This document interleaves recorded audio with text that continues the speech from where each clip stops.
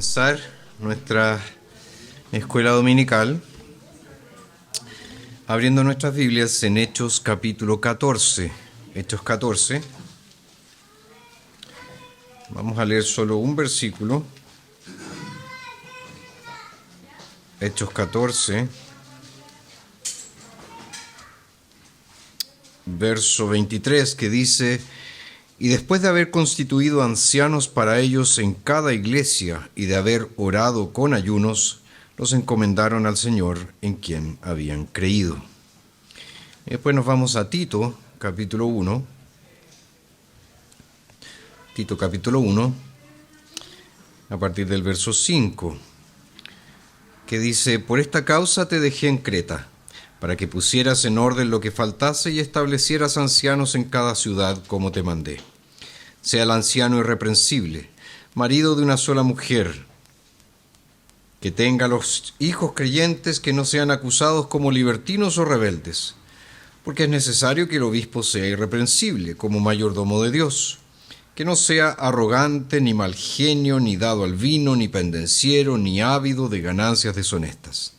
Antes bien, debe ser hospitalario, amante de lo bueno, prudente, justo, santo y dueño de sí mismo, que sepa retener la palabra fiel conforme a la doctrina, para que pueda exhortar con sana enseñanza y también refutar a los que se oponen. Vamos a orar. Dios y Padre Celestial, una vez más, Señor, estamos aquí en tu presencia, deseosos de escuchar tu voz, deseosos de oír tus enseñanzas, deseosos de ser exhortados por ti. Y especialmente, Señor, ahora que retomamos nuestro estudio del gobierno de la Iglesia, queremos pedirte que nos des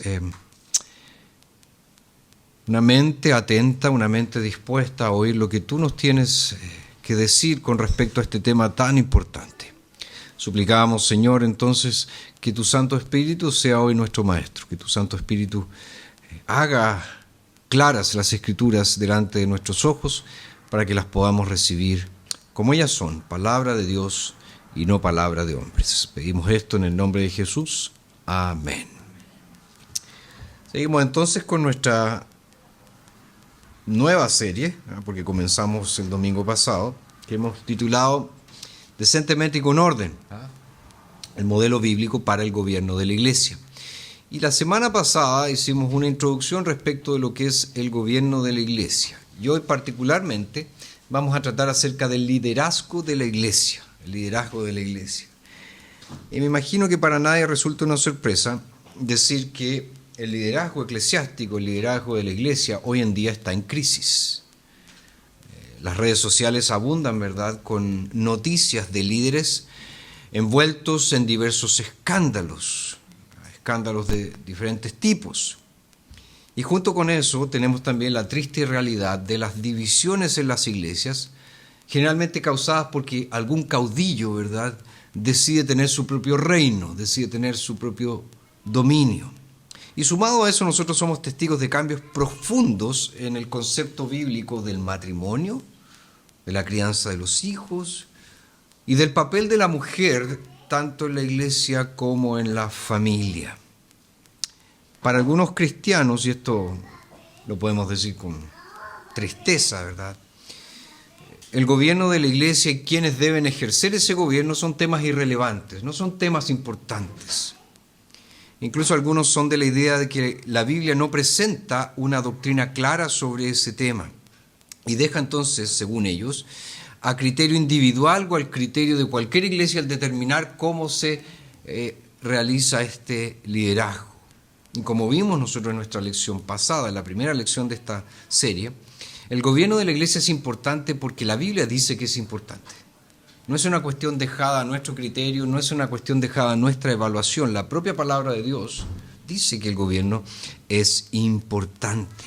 Y también vimos la semana pasada que la iglesia no es la que determina, la que establece el gobierno que va a tener, sino que Dios, en su palabra, ha dejado el modelo. Y ese es el modelo que nosotros debemos seguir. Ahora es cierto que entre la antigua y la nueva dispensación, es decir, entre el Antiguo Testamento y el Nuevo Testamento, hubo cambios en cuanto al gobierno de la Iglesia. Y es por eso que hoy día nos vamos a enfocar más bien en el modelo neotestamentario de gobierno de la Iglesia. Y vamos a ver que ese modelo fue establecido por Dios y que el Señor dejó muy claro que este gobierno, que este liderazgo les corresponde a los varones, pero no a cualquier varón, sino a aquellos que son calificados para el oficio. ¿Ya? Varones calificados para el oficio. Entonces comencemos con el debate actual. Es cierto que hoy existen visiones diferentes y podríamos decir incluso contrarias, opuestas, ¿verdad?, sobre la forma en que la iglesia debe ser gobernada y sobre quiénes deben gobernar esta iglesia. Algunos creen que la iglesia debe ser gobernada por un pastor solo, un solo pastor. Otros creen que debe ser gobernada por un obispo que supervisa a un grupo de pastores. Y otros creen que tiene que ser gobernada por un pastor ayudado con presbíteros y con diáconos.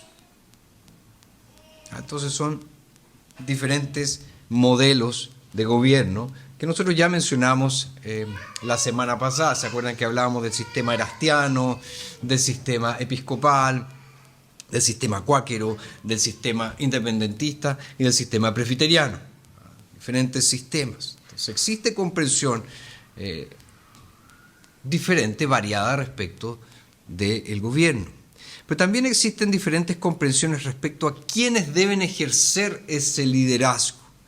Tenemos por un lado el igualitarismo, que enseña que no existe ninguna diferencia entre hombres y mujeres en la iglesia y que ambos pueden ejercer el liderazgo. Después tenemos el complementarismo, que entiende que Dios ha establecido roles diferentes para los hombres y para las mujeres, tanto en el contexto de la familia como en el contexto de la iglesia.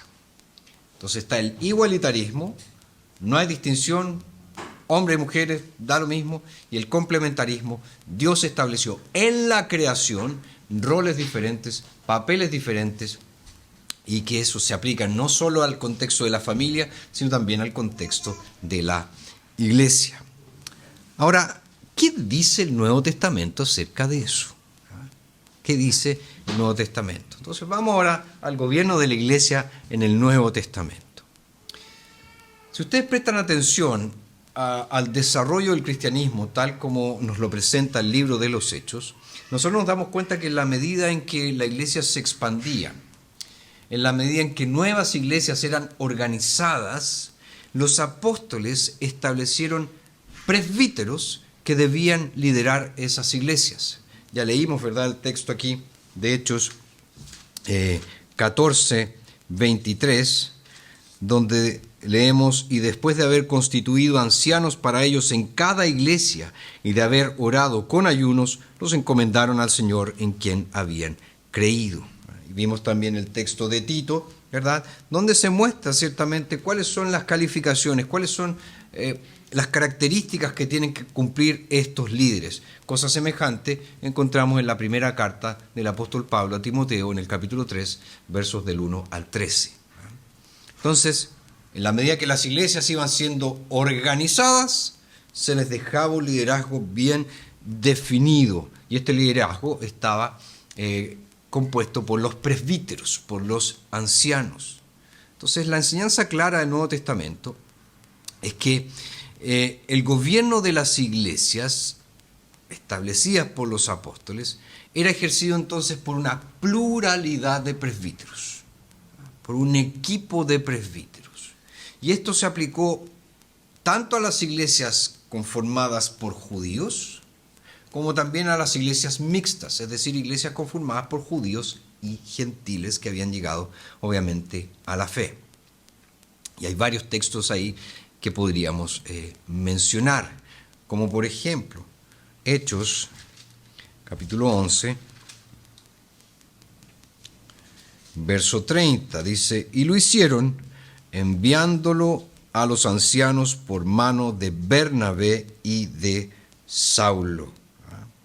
Y ahí ciertamente están hablando de una iglesia en Antioquía, es decir, una iglesia mixta, una iglesia compuesta por judíos y gentiles, que ciertamente iba en ayuda de la iglesia de Jerusalén, la iglesia en su mayoría compuesta por judíos, pero se enviaron, ¿verdad?, donativos, ofrendas, ¿por medio de quién? De los ancianos. Los ancianos, ¿verdad?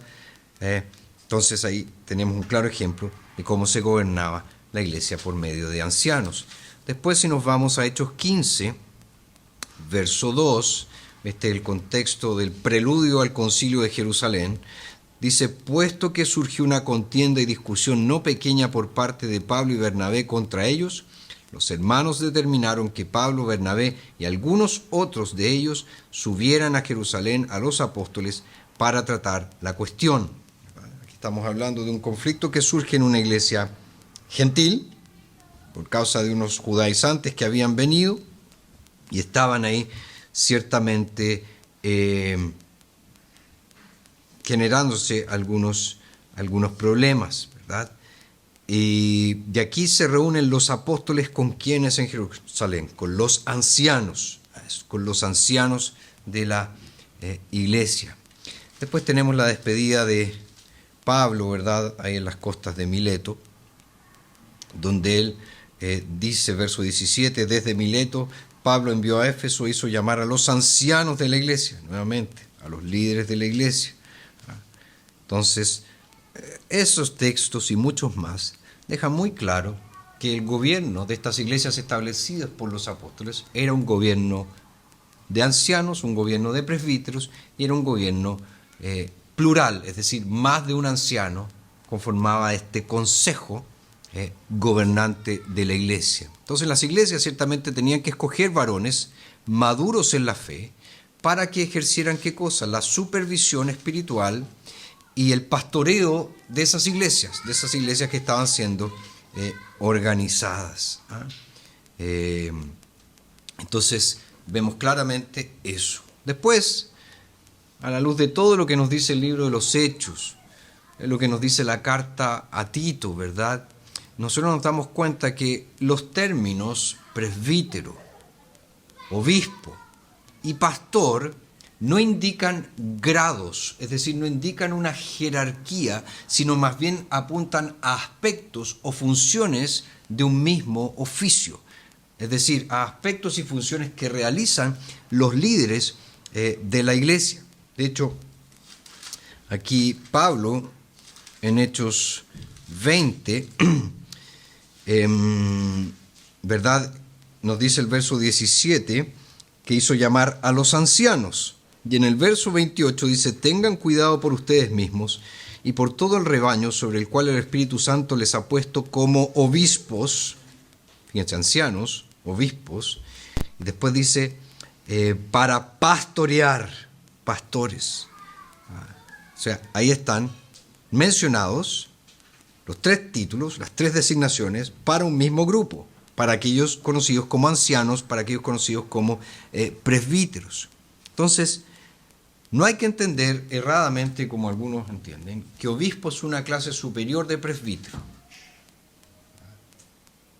y que pastor estaría también en una categoría diferente y que todo esto compondría una especie de jerarquía eclesiástica. No. Apuntan al mismo oficio, es el mismo oficio, pero están refiriéndose o destacando ciertas funciones que cumplen aquellos que detentan ese oficio. ¿Por qué digo eso? Porque obviamente el presbítero tenía que tener capacidad para presidir, es decir, para gobernar. De ahí el título presbíteros en griego, que ciertamente significa una persona madura de edad, pero también apunta a madurez en la fe. Es decir, tenía que ser alguien maduro en la fe. ¿Por qué? Porque él iba a gobernar sobre sus hermanos. Él iba a presidir sobre sus hermanos. Después tenemos la palabra obispo, que la traducción es supervisor. Es decir, el episcopos, el obispo, era un supervisor, el que supervisaba la realización del trabajo en la iglesia.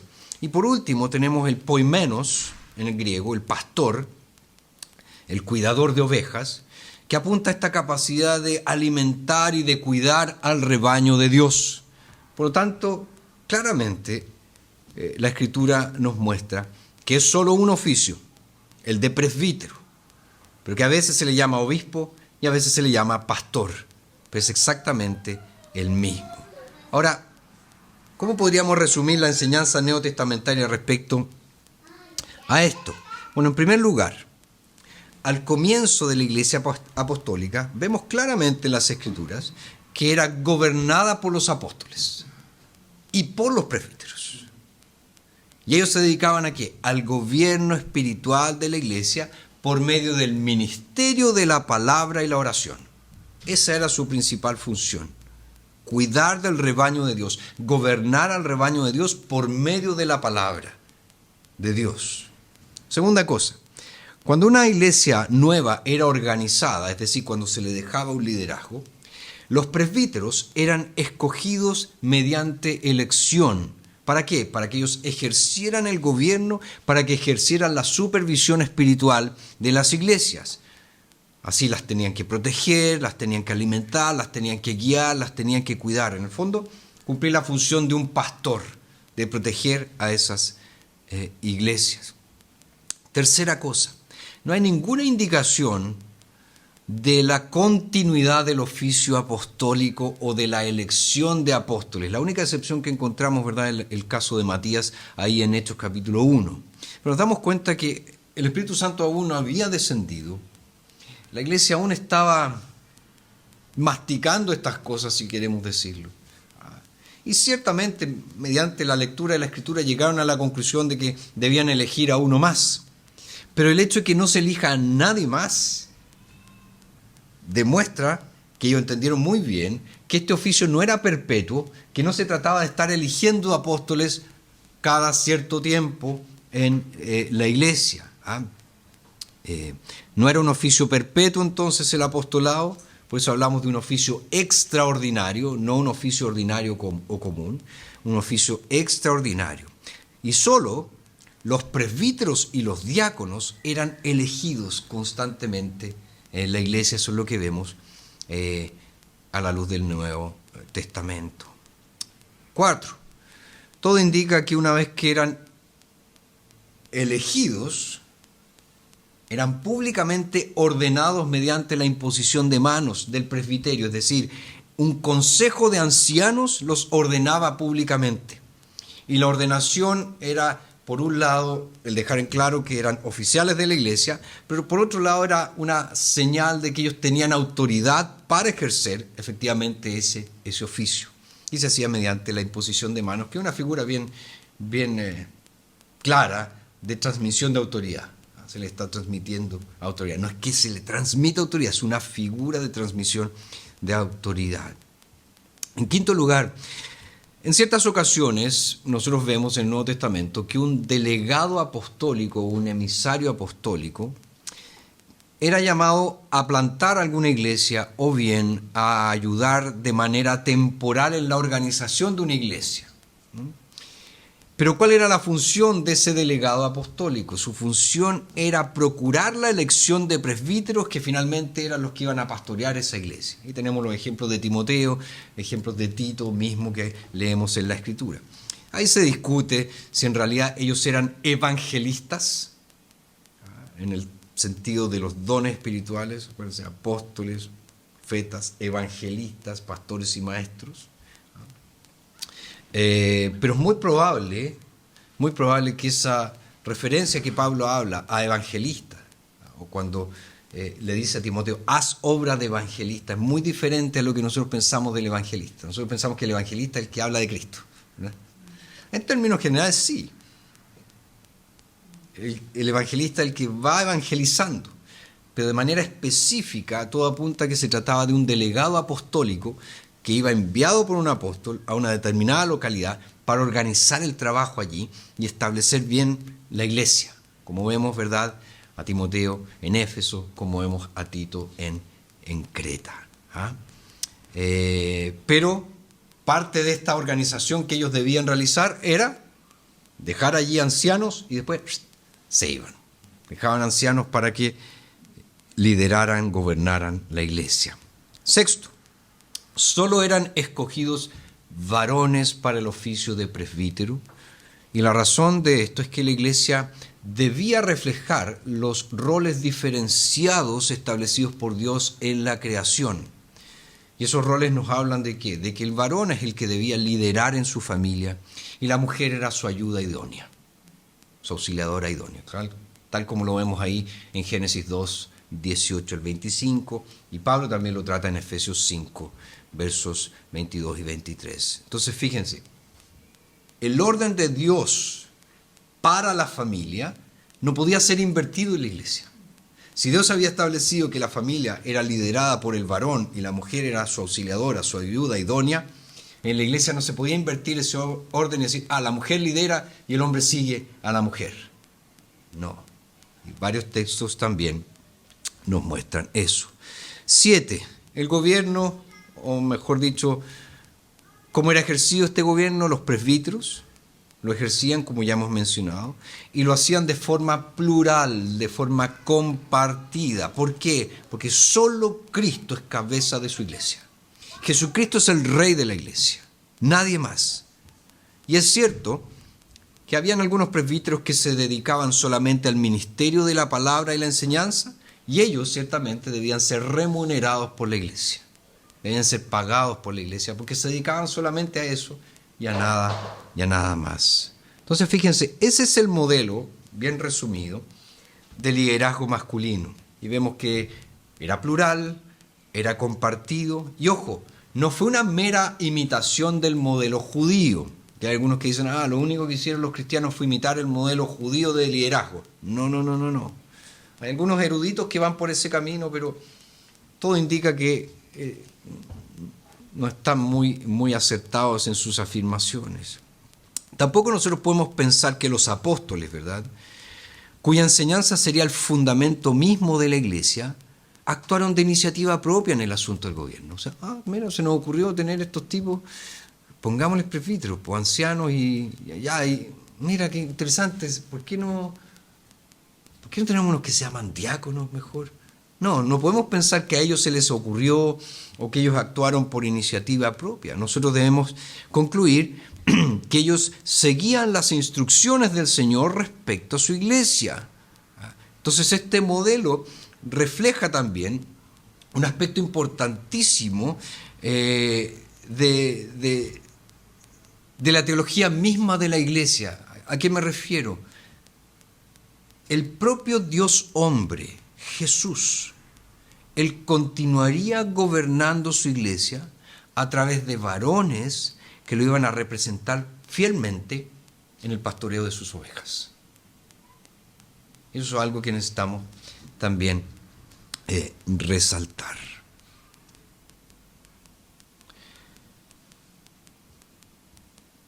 Vamos ahora a enfocarnos un poquitito más en este papel del liderazgo en el Nuevo Testamento. Ya mencionábamos en la introducción que existen dos posturas, ¿verdad?, distintas respecto a quién debe ejercer el gobierno de la iglesia. Los igualitaristas, basados en Gálatas 3, verso 28, afirman que la redención en Cristo ha eliminado la distinción entre hombres y mujeres. ¿Qué dice ese texto? Lo vamos a analizar más adelante, pero ahora lo vamos a leer brevemente. Dice, ya no hay judío ni griego, no hay esclavo ni libre, no hay varón ni mujer, porque todos ustedes son uno en Cristo Jesús. Entonces, ellos dicen, ese texto ya deja en claro que distinciones entre hombres y mujeres no existen. Se acabó este asunto del liderazgo masculino, se acabó este asunto de la subordinación femenina. Y ellos también argumentan que los 7 textos bien claros que encontramos en el Nuevo Testamento, que enseñan la subordinación femenina en la iglesia, son textos problemáticos. Qué conveniente, ¿verdad? No, este texto es medio problemático. El texto dice claramente que la mujer debe someterse al varón, pero no, son textos muy complicados. ¿Ah? Entonces, ¿cuál es el argumento de ellos? Es que Dios creó al hombre y a la mujer iguales. Y que la subordinación femenina es consecuencia de la caída, que trajo, ¿verdad?, terribles consecuencias socioculturales. Sin embargo, dicen ellos, en Cristo estos efectos de la caída se revierten y las mujeres entonces tienen los mismos derechos y pueden ocupar los mismos puestos de liderazgo en la iglesia, es decir, las mujeres pueden ser presbíteros, las mujeres pueden ser pastoras. Eso es lo que dicen los igualitaristas. Por otro lado, el complementarismo afirma que Dios estableció roles distintos para hombres y mujeres en la creación misma, y que incluso después de la caída, estos roles permanecen inalterados. El hombre fue creado para ser el líder espiritual, para ser el proveedor de su hogar, y la mujer fue creada para ser su fiel ayudante. Y eso lo tenemos ahí en Génesis 2, 18 al 25. Entonces, fíjense, esta subordinación de la mujer, esta distinción funcional, no implica, y esto es muy importante, no implica una diferencia de valor, no implica una inferioridad de la mujer. ¿Por qué? Ambos han sido creados a imagen de Dios. Ambos. Y la salvación ocurre exactamente igual para ambos. Ambos son salvos por la fe en Cristo Jesús. Entonces Dios creó al hombre para ejercer autoridad, al varón, para ejercer autoridad sobre la familia. Pero afirmar que el rol de la mujer como ayudante no sería exaltarla, están completamente equivocados. Porque en realidad el hecho de que ella sea designada en Génesis 2 como la ayuda idónea, el hecho de que su rol sea ese, la de una auxiliadora adecuada, en vez de estar destacando una supuesta debilidad de la mujer, en realidad está afirmando su fortaleza. Porque está allí para apoyar, está allí para sostener, está allí para animar. Y acuérdense que la Biblia también llama a Dios el auxiliador de Israel, el ayudador de Israel. Eso significa que Dios es débil, porque es ayudador. Por lo tanto, el rol de ayudante que cumple la mujer, de este ayudante sumisa, debe ser entendida como una dignidad que Dios le otorgó a la mujer. Entonces, ¿cuál sería la verdadera debilidad de una mujer? Su verdadera debilidad radicaría en el hecho de querer ocupar el rol del hombre, incluyendo, ¿verdad?, el deseo de liderar a la familia y, en consecuencia, de liderar en la iglesia. Entonces, la enseñanza del Nuevo Testamento claramente favorece no una perspectiva igualitaria, sino la perspectiva complementaria. Y esto se puede demostrar por lo siguiente. En primer lugar, ya lo hemos mencionado, el liderazgo en la iglesia le pertenece a Jesucristo. Él es el fundamento, Él es el modelo por excelencia del liderazgo en la iglesia. Él es el rey de la iglesia, Él es la cabeza de la iglesia. Es la fuente de toda autoridad, es la piedra angular, como nos dice la Escritura. Y también, ojo, Jesús es un modelo de liderazgo masculino para la iglesia. Pues así como en la relación hombre y mujer, solo el hombre fue investido de autoridad, eso dice el texto bíblico, Jesucristo vino al mundo como un hombre y como hijo. Él no vino al mundo como mujer y como hija. Y la razón de la masculinidad del verbo, el hecho de que la segunda persona de la Trinidad vino como un varón, no fue arbitraria. Ni tampoco fue porque, bueno, cada penane tiene tú. No. ¿Se ajustó a qué? Se ajustó al orden original de la creación. ¿Y cuál es este orden original de la creación? el varón era el que debía liderar. Entonces este liderazgo representativo correspondía a los varones. Segunda cosa, la naturaleza representativa de la obra de Cristo a favor de los pecadores requería un mediador masculino del pacto, cuyo liderazgo, ¿verdad?, no contradijera el principio de Dios en la creación. Porque acuérdense, así como Adán, ¿verdad?, en el relato de la creación, fue el representante del pacto ante Dios, Cristo, descrito en la Escritura como el segundo Adán, el postrer Adán, también, ¿verdad?, es el antitipo de Adán. Es aquel que cumple lo que Adán no pudo cumplir. El primer Adán falló y condujo, ¿verdad?, llevó a la humanidad al pecado, pero el segundo Adán venció y redimió a los pecadores rebeldes mediante el pacto de gracia. Ahí está también una afirmación de el liderazgo masculino. Tercera cosa, durante su ministerio terrenal, Jesús, él rompió muchos paradigmas culturales erróneos con respecto a las mujeres. Por ejemplo, en Lucas capítulo 8,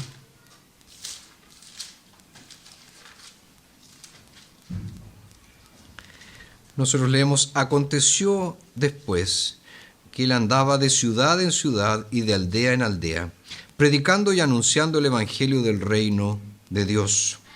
Los 12 iban con él, y también algunas mujeres que habían sido sanadas de espíritus malignos y de enfermedades: María, llamada Magdalena, de la cual habían salido 7 demonios, Juana, la mujer de Cusa, administrador de Herodes, Susana y muchas otras. Ellas le servían con sus bienes.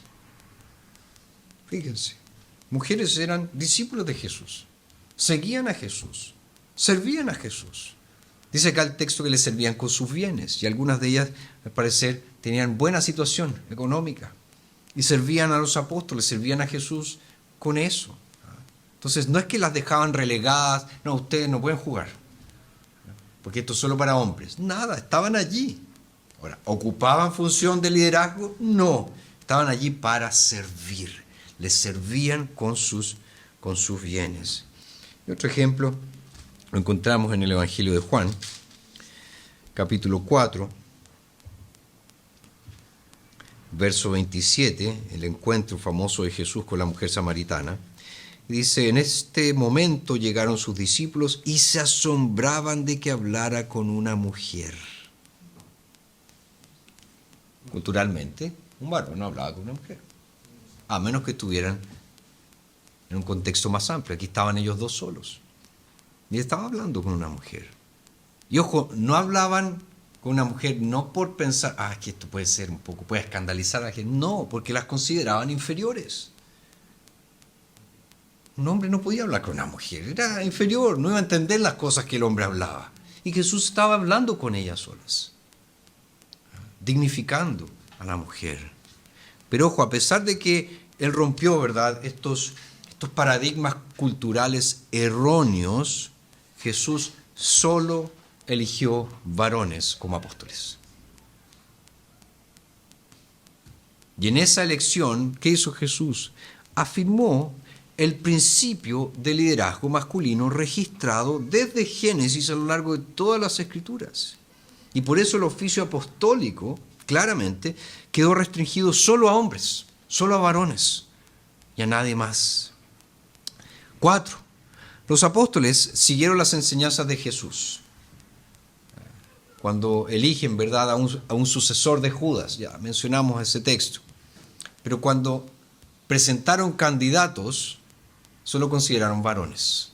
Había mujeres ahí, pero solo consideraron varones. De la misma manera, cuando la iglesia necesitó elegir diáconos, en Hechos capítulo 6, 7 varones fueron elegidos, a pesar de que la función de estos varones, ¿cuál era? Cuidar de mujeres viudas. Eligieron solo varones.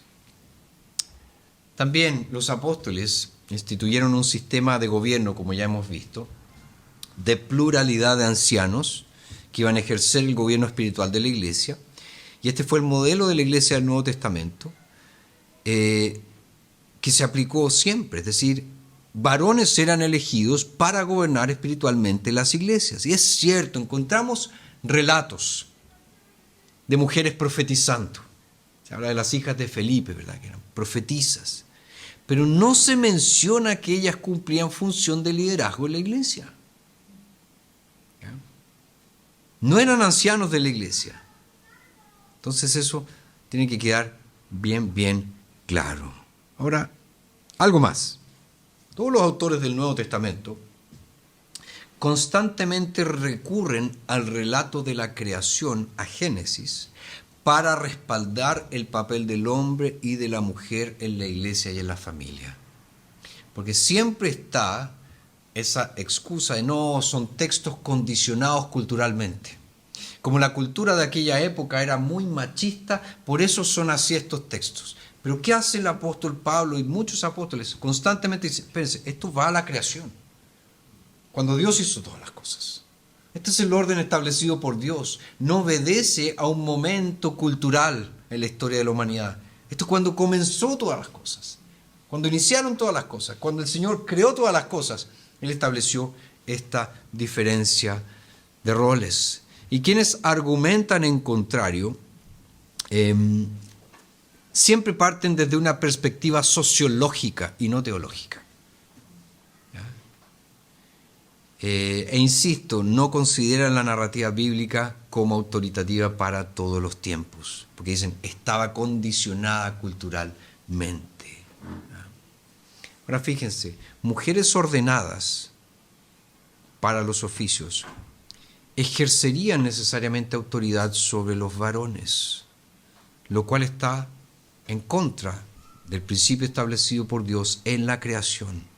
Entonces, por esta razón, siempre que las mujeres busquen roles de liderazgo en la iglesia, deben considerar las advertencias bíblicas. Dice, no, a la mujer no le permito enseñar, dice el apóstol Pablo, ni ejercer autoridad sobre hombres. Entonces, ciertamente, pueden realizar otras actividades importantes, pero el gobierno de la iglesia está solo para los varones. Entonces, cuando analizamos esta evidencia,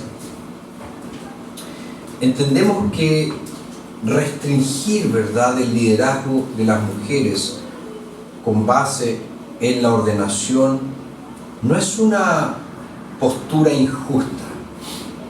Tampoco es una postura discriminatoria por parte de la iglesia. Más bien es obediencia al sabio plan del Creador, quien estableció roles distintos para hombres y mujeres. Y estos roles distintos son para el bienestar de la familia, son para el bienestar de la iglesia, son para el bienestar de la humanidad. Es cierto que como intérpretes modernos, nosotros siempre debemos prestar atención al contexto sociocultural, ¿verdad?, en que se escribió la Biblia. Pero si nosotros seguimos el ejemplo de los apóstoles, ¿qué debemos creer? Debemos creer que las verdades de Dios son supraculturales, van más allá de la cultura. No están restringidas, no están limitadas a un momento determinado. Y es más, las normas de Dios buscan transformar la cultura para la gloria de Dios.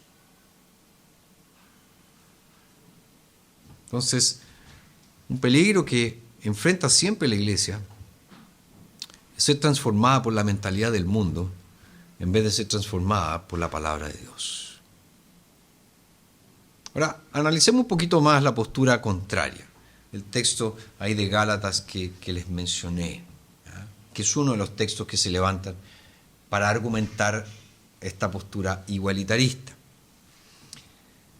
Bueno, si uno lee el pasaje ahí de Gálatas 3, inmediatamente uno se puede dar cuenta que el contexto para nada tiene que ver con diferencias de roles.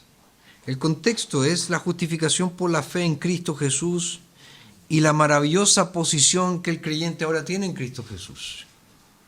O sea, Pablo está enseñando aquí, no que hombres y mujeres sean iguales, que se acabó la distinción de roles. Pablo está enseñando que en Jesús somos una unidad.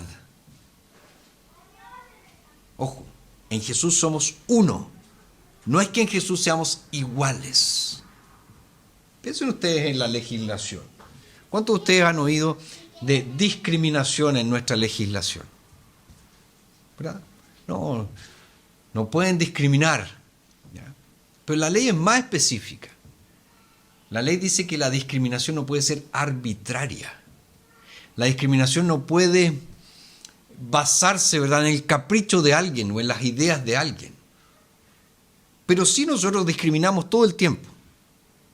Por ejemplo, el hospital de Curicó necesita médicos y ponen anuncio de trabajo, necesitamos médicos.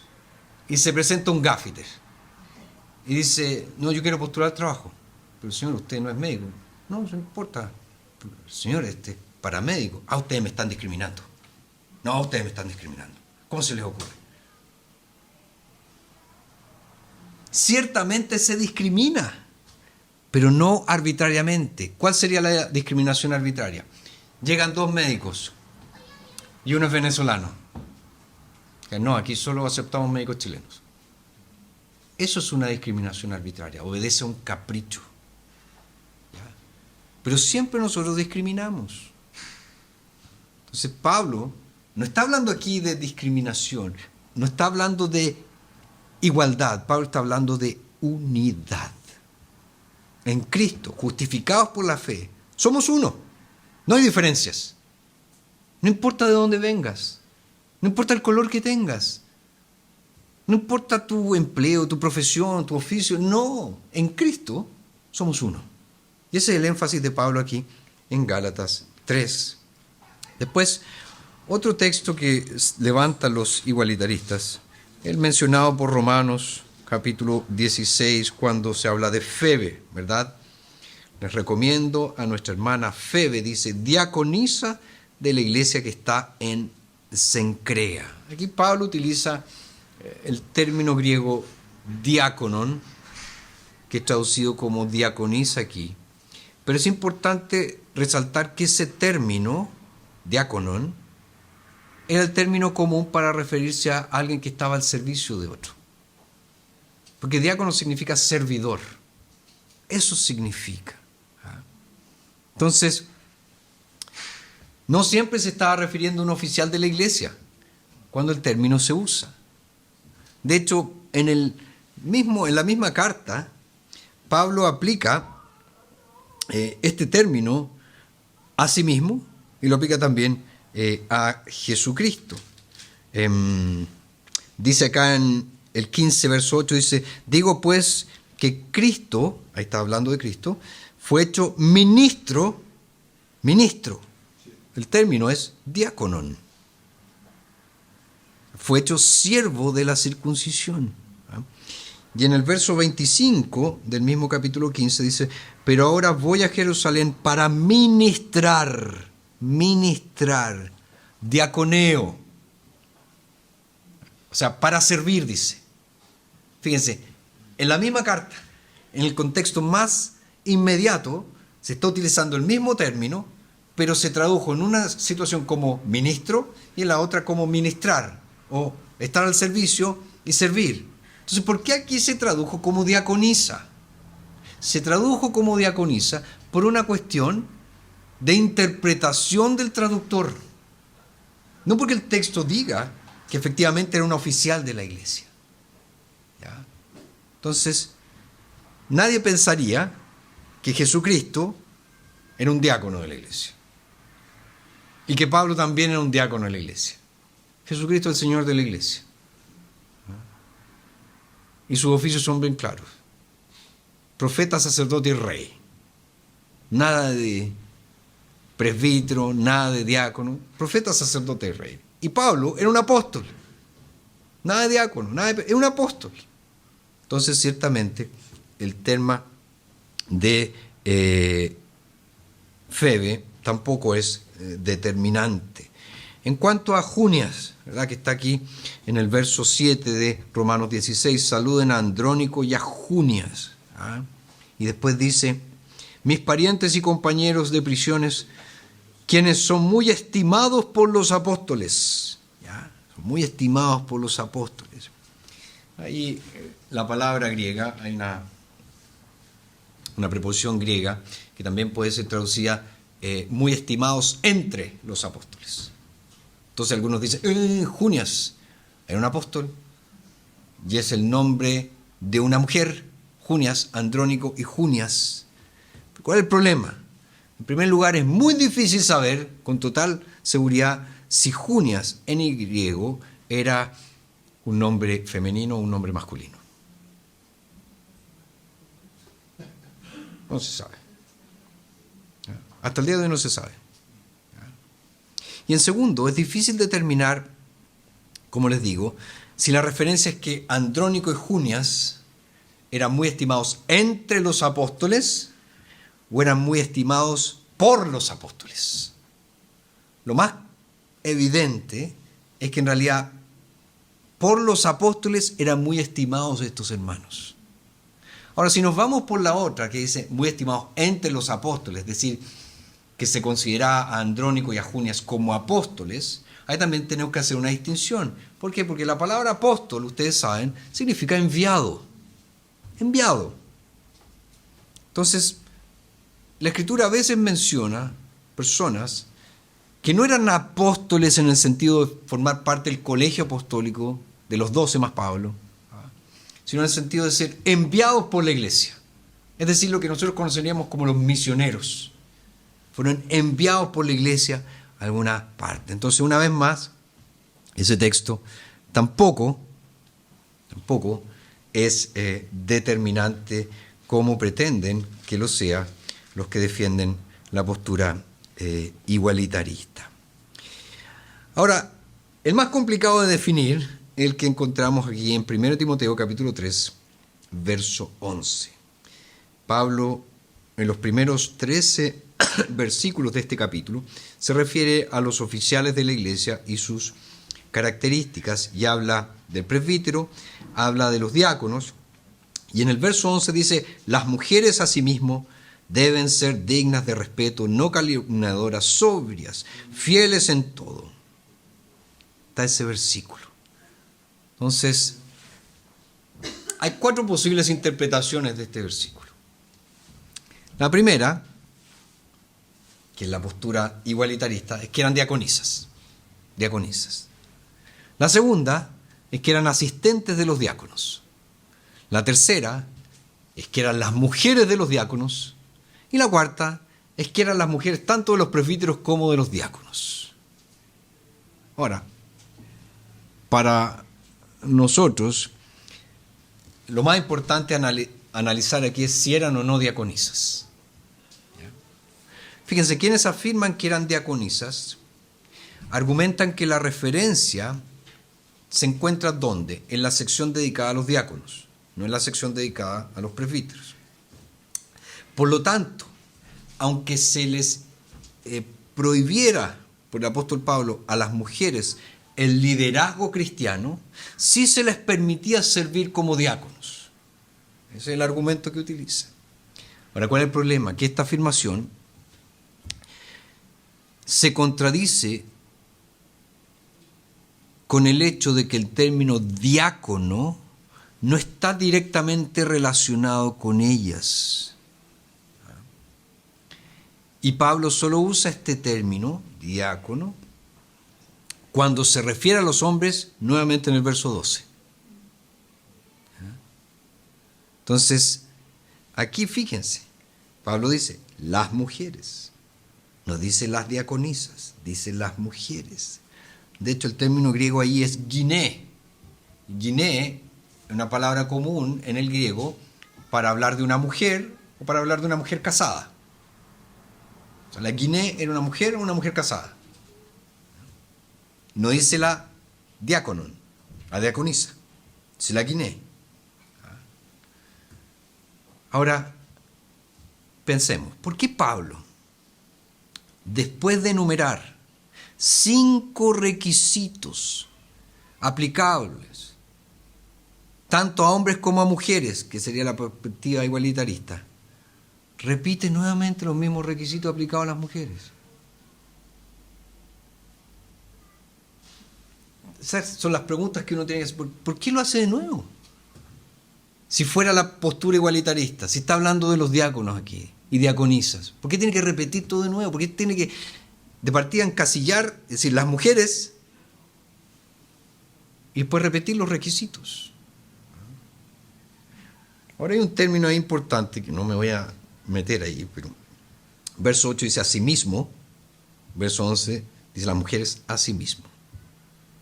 Seautú en griego. Ese siempre es un marcador de sección.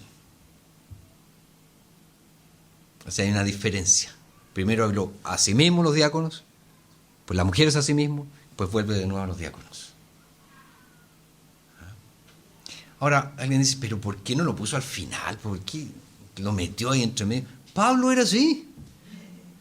Nosotros estamos estudiando la carta a los Efesios.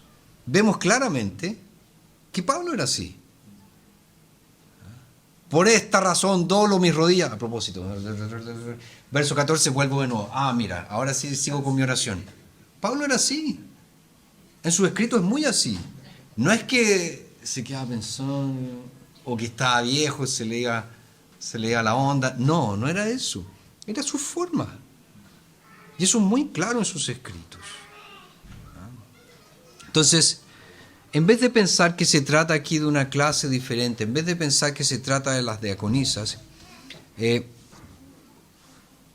personalmente creo, y aquí hay diferentes visiones, ¿verdad? Yo creo que se trata de las mujeres, tanto los presbíteros como de los diáconos. ¿Por qué? Porque el oficio que ellos cumplen es un oficio público en la iglesia. Y por cumplir un oficio público, ellos tienen que modelar la fe para la iglesia. Por lo tanto, las mujeres casadas con estos hombres, que muchas veces los iban a acompañar en sus labores en la iglesia, tenían que cumplir ciertos requisitos. La iglesia también tenía que mirar eso a la hora de escoger a un varón para el oficio de presbítero o para el oficio de diácono. ¿Cómo es su mujer? La mujer está comprometida con la iglesia. La mujer sirve a la iglesia. La mujer tiene estas características. Es digna de respeto, no es calumniadora, es sobria, es fiel en todo. La mujer de ese hombre que ha sido nominado para ser elegido presbítero y diácono, ¿tiene ese perfil? ¿O es copuchenta como ella sola? ¿O es mañosa? Imagínense, si su marido va a ser oficial de la iglesia y ella tiene mañas, ella se va a creer dueña de la iglesia. Entonces, pienso que Pablo lo puso aquí especialmente para eso. Dentro de los requisitos, él quiso decir, ojo, procuren esto también. Fíjense en esto, iglesia, cuando vayan a elegir a alguien para este oficio. Y ya para estar concluyendo, estamos casi en la hora, nosotros vivimos, ¿verdad?, en un tiempo de profundos cambios culturales. Y es necesario que nosotros reevaluemos los caminos que la iglesia ha tomado. Recordando siempre, el mundo está en constante cambio. Y está en constante cambio alejándose cada vez más de la palabra de Dios, de las normas de Dios. Pero por otro lado, la verdad de Dios y la voluntad de Dios son perpetuas. No cambian. Son inequívocas. Particularmente respecto a los roles de los hombres y las mujeres en la familia y en la iglesia. No han cambiado. Ahora, eso no significa que muchas injusticias y mucha discriminación arbitraria, ¿verdad?, contra las mujeres no se haya cometido. Eso es cierto. Por lo tanto, nosotros tenemos que ser bíblicos. Y cuando somos bíblicos vamos a ver en la iglesia un liderazgo sano, un liderazgo productivo. Por lo tanto, la advertencia es: no permitamos que los estándares del mundo determinen quiénes deben gobernar la iglesia. La iglesia se gobierna, como ya les dije, por hombres calificados. No por cualquier hombre, por hombres calificados. Nosotros vamos a entrar más adelante en las calificaciones específicas para cada oficio, pero hoy basta con esto. Oremos. Te agradecemos, Señor, por la oportunidad que nos has concedido de escudriñar tu palabra y revisar estos temas que son de tanta relevancia para el gobierno de la Iglesia. Sabemos, Señor, que tú has determinado en tu palabra que este gobierno sea ejercido por una pluralidad de ancianos, de hombres, varones, maduros en la fe, y que también este gobierno cuente con un brazo de servicio, que son los diáconos, que lideran a la Iglesia en todas las labores de misericordia. Padre, que en esta Iglesia siempre seamos bíblicos para encarar no solo la forma de gobierno, sino también quienes deben ejercer ese gobierno. Y no permitas que los estándares mundanos, ni las ideas de nuestros tiempos, que siempre están tan alejadas de tu palabra, determinen, Señor, cómo la Iglesia debe ser gobernada y quienes deben ejercer ese gobierno. Prepara, Señor, nuestros corazones para el culto que te vamos a ofrecer en unos instantes más. Queremos realmente adorarte con todo nuestro ser y queremos ser bendecidos con tu presencia. Te lo pedimos todo en el nombre de Jesús. Amén.